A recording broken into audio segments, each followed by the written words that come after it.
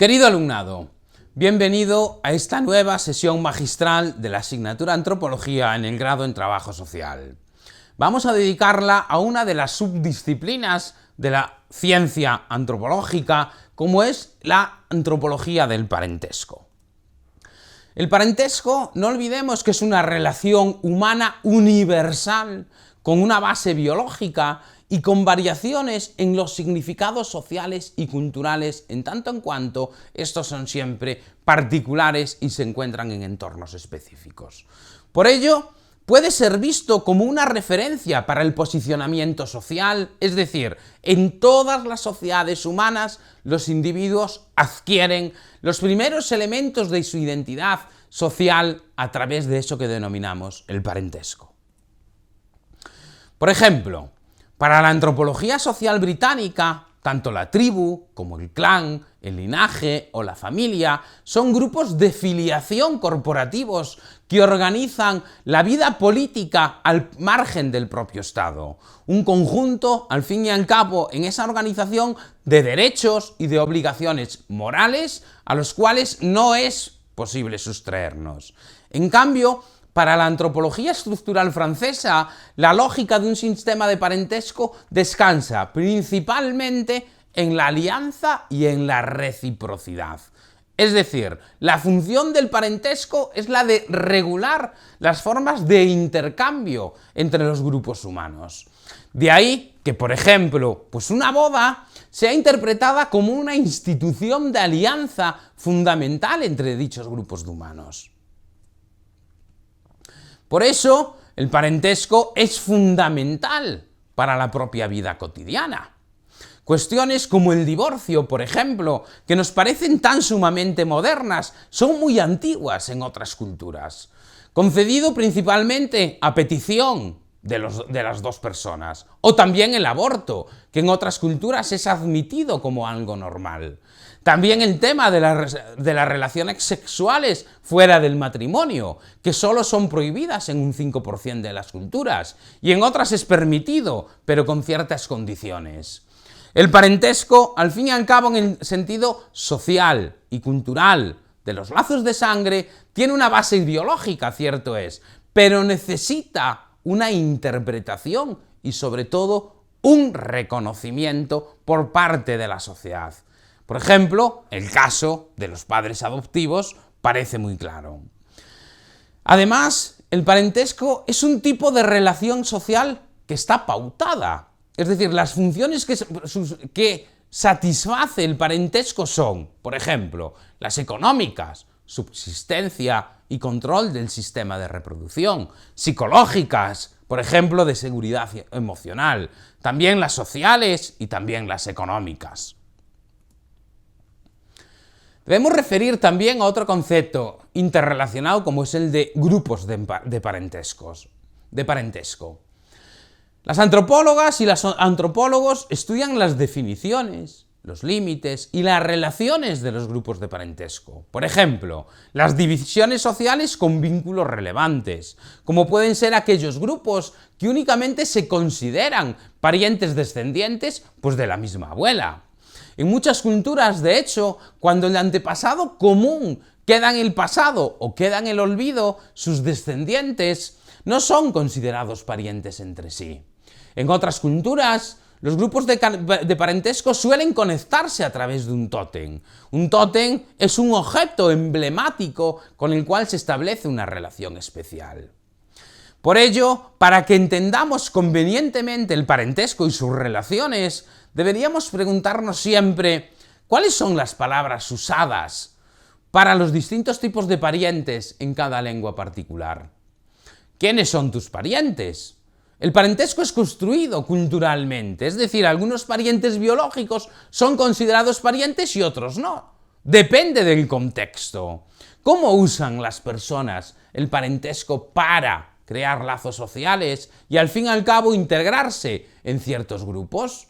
No olvidemos que el parentesco ciertamente es universal, pero la forma de desarrollarse a lo ancho y largo del planeta es bien diferente. Por ello, en algunas culturas, por ejemplo, en la nuestra, tenemos el parentesco por doble filiación, materna y paterna. En cambio, en otras culturas única y exclusivamente se consideran parientes los que son por vía paterna y en otras los que son por vía materna.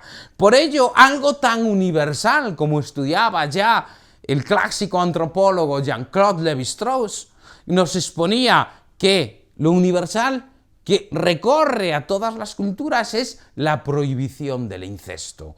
Pero dicha prohibición del incesto, bueno, pues no podemos verla, igual que la vemos en los países de nuestro entorno, en tanto en cuanto, si en algunos lugares solo son parientes por vía patrilineal, pues lógicamente ahí no habría relaciones incestuosas por la otra línea.